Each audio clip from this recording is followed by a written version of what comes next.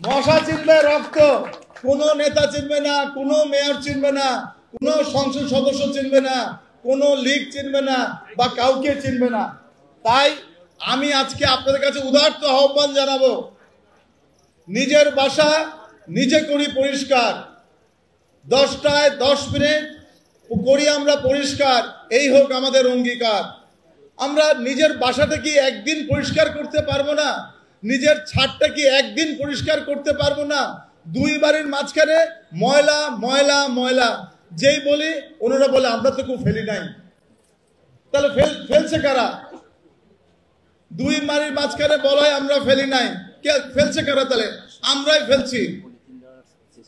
তাই আমি মনে করি, আসুন আজকে আমাদের অভিযানে, এই অভিযান অনেকে বলা হয় অনেক দেরিতে শুরু করা হয় কেন, তাই আমি বলেছিলাম ঈদের পরপরই আমরা শুরু করব। ঈদের ছুটির পরে সবাই এখন এই শহরের মধ্যে আছে, আসুন এই শহরটাকে আমরা ভালোবাসি। জাতির জনক বঙ্গবন্ধু জীবন দিয়েছে দেশের জন্য, আমাদের জীবন দেওয়া দরকার নাই, আমরা শুধু আমাদের ঘরটাকে, আমাদের এলাকাটা শুধু পরিষ্কার করি। মুক্তিযোদ্ধা বসে আছেন ফরিদ ভাই, উনি অঙ্গহানি হয়েছে দেশের জন্য, জীবন দিয়েছে মুক্তিযোদ্ধারা। আমাদেরকে প্রতিজ্ঞা করতে হবে। আমরা যারা আজকে রাস্তায় যারা যে কথাটা বললেন, যারা বিভিন্ন জিনিস টোকায়, তাদেরকে বলবো তোমরা নিয়ে আসো, ক্যাশ টাকা দিব।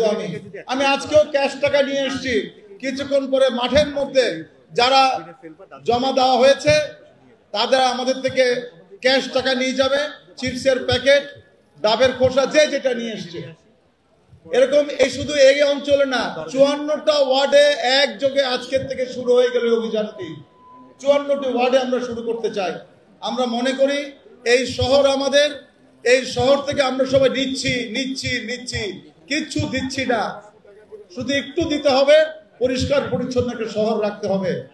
পলিথিন 10 টাকা, পরিত্যক্ত টায়ার 50 টাকা, অব্যবহৃত পলিথিন প্রতি কেজি 10 টাকা, এবং পরিত্যক্ত কমোড, এই কমোড, টায়ার ইত্যাদি আমাদের কাছে দিন, নগদ টাকা নিন, নিজে বাঁচুন, শহরকে বাঁচান, এই হোক আমাদের স্লোগান।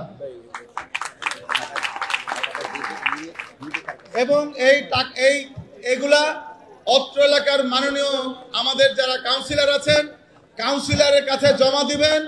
আপনারা ক্যাশ টাকা নিয়ে যাবেন, কাউন্সিলরের কাছে জমা দিবেন, ক্যাশ টাকা নিয়ে যাবেন।